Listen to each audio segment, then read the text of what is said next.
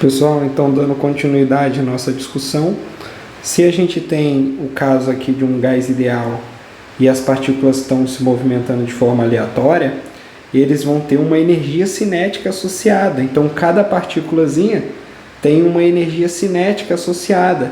Então, se vocês lembrarem de Física 1, para calcular a energia cinética de uma partícula, basta usar essa fórmula aqui. E aí, gente, se você for para um curso mais avançado, é claro, a gente não vai fazer isso aqui, mas se você quiser, você pode, por exemplo, calcular a energia cinética média dessas partículas, fazer um modelinho de gás ideal e calcular a energia cinética média. E aí a gente vai recair, nesse caso, quando você calcular essa média, você cai no conceito de energia interna. Na prática, o que é a energia interna de um gás ideal? A energia interna de um gás ideal é a energia cinética média das partículas, certo? Energia cinética média das partículas. E quando você faz essa conta, soma lá todas as energias e divide pelo número de partículas, por exemplo, é uma possibilidade. Se tomar uma média dessa energia cinética média, você vê que a média dessa energia vai estar associada à temperatura. Então, a energia interna de um gás, que é a energia cinética média, está associada à temperatura. Então, se você aumenta a temperatura, se a temperatura sobe, U também que sobe. A energia interna, que é a média da energia cinética, também cresce. Por outro lado, se a temperatura de um sistema cai, significa que a energia interna dele cai. Aqui, gente, eu tenho a expressão para um gás ideal monatômico. Então, ele vai ter essa expressão. Isso vai depender se esse gás, da estrutura do gás. Por exemplo, se ele for um gás diatômico, essa expressão para energia interna sofre uma leve variação. No lugar de ser 3 meios aqui, ó, essa constante passa a ser 5 meios. Isso, na verdade, ocorre por conta de um resultado, né, da mecânica estatística, que a gente chama, da mecânica estatística, ou melhor, da termofísica, que está associada a esse teorema, que é o teorema da equipartição de energia. O teorema de equipartição de energia diz o seguinte: para cada grau de liberdade quadrático, você tem meio de nRT, para cada grau de liberdade quadrático. Como no gás monatômico você tem só 3 graus de liberdade, ou seja, a partícula pode se mover somente em x, y e z, ou seja, no espaço tridimensional. Vou colocar o z aqui e o x aqui. Então significa que você tem 3 graus de liberdade. E quando você multiplicar por 3, vai dar justamente 3 meios de nRT. Mas isso, gente, é só um detalhe a mais, só para vocês adicionarem aí ao repertório científico, cultural de vocês. Mas na prática, o que você tem que saber no final do dia é que a energia interna de um gás monatômico é dada por 3 meios de nRT, tá bom? E mais do que isso, já que é 3 meios de nRT, vamos discutir quem que é cada um aqui. No caso, o U é energia interna, né? É energia interna. Quem que é o Nzinho? Pela lógica, é o número de mols.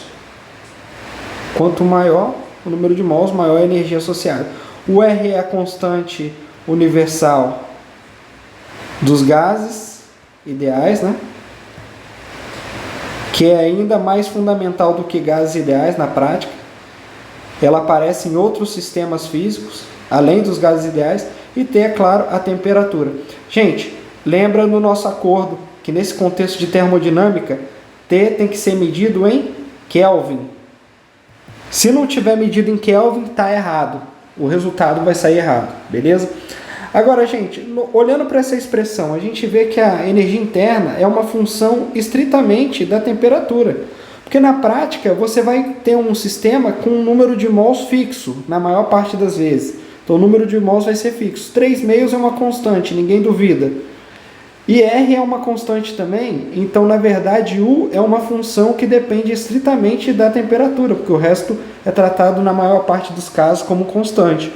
Então, se U só depende da temperatura, se a temperatura não muda, se T não muda, significa que U também não muda.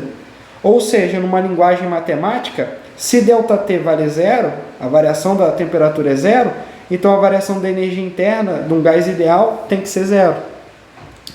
Beleza. E como então você pode alterar a energia interna de um gás? Como você pode gerar variações na energia interna de um gás? Fazendo ele trocar calor, por exemplo. Você transferir calor para o gás ou retirar calor do gás.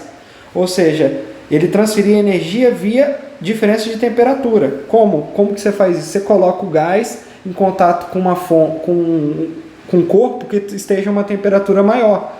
Por exemplo, uma chama de um fogão vai estar uma temperatura maior certamente do que o gás e ele cede calor para o gás. Agora, você pode também colocar ele em contato com um corpo mais frio e aí com a temperatura menor do que o gás em si, e aí você consegue retirar calor dele. Ou seja, o calor é a transferência de energia via diferença de temperatura. Agora, você também pode realizar trabalho sobre o gás, empurrar aquele êmbolo, aumentando a energia interna.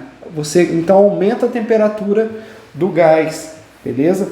Ou então você pode fazer o gás expandir, ele empurrar o êmbolo, e aí é o gás que está realizando o trabalho e, portanto, está diminuindo a energia interna dele.